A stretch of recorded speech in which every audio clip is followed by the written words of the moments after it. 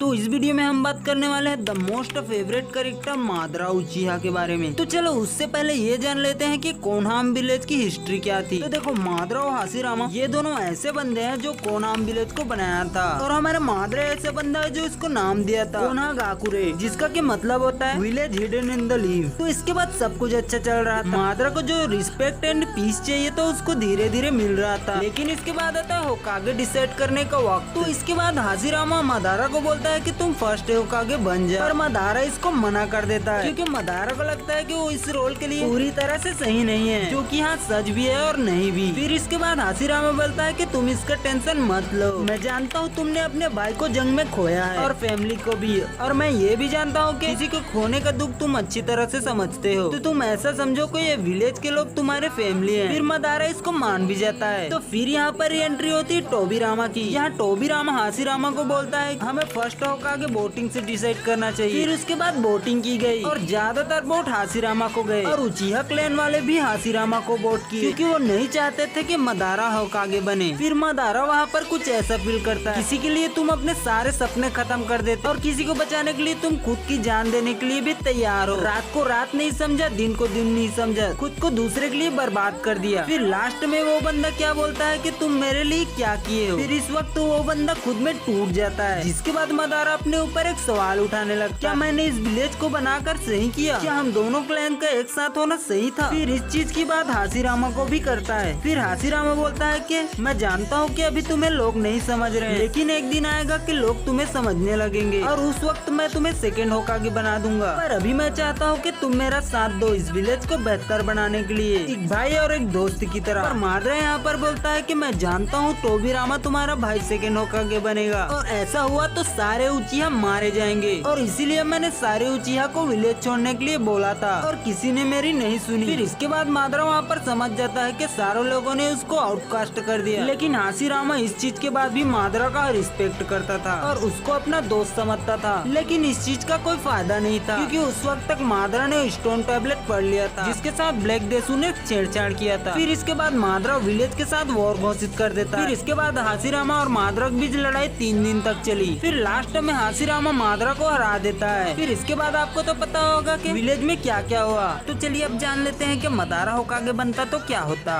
सबसे पहले तो जेन की डेथ नहीं होती, और ओबिटो इविल बैथ पे नहीं चलता, और नारुतो के पेरेंट्स की डेथ नहीं होती। तो नारुतो को कोनोहामारू की तरह जाना जाता क्योंकि वो होकागे का सन है। और जब उरोचिमारू ट्रेनिंग में हमला करता तो मिनाटो वहीं पर उरोचिमारू को हरा देता क्योंकि मिनाटो थर्ड होकागे से ज्यादा पावरफुल थे। फिर नगाटो को कोई रेनेगान नहीं मिलता, जिससे कि जिडाया उनको निंजुत्सु नहीं सिखाते। फिर मादारा के होकागे बनने से जिडाया एंड ग्रेनी चियो भी जिंदा होती। फिर विलेज पे कोई अटैक नहीं होता। ये तो हो गई फायदे की बात। अब नुकसान भी सुन लो। नारुतो कभी भी होकागे नहीं बन पाता। नारुतो बिल्कुल बारुतो की तरह होता क्योंकि बारुतो के फादर होकागे हैं, तो उसको कोई इंटरेस्ट नहीं है होकागे बनने में। इसी तरह नारुतो को भी कोई इंटरेस्ट नहीं होता होकागे बनने में क्योंकि सभी उसको अच्छे से ट्रीट करते हैं। इसके वजह से नारुतो कभी गारा को हरा नहीं पाता, और गारा अभी भी विलन होता, और कोई फोर्थ गेट निंजा वॉर नहीं होती, तो सभी विलेज वाले एक साथ नहीं होते, और मादारा टेलविस्टो को अपनी उंगलियों में नचाता।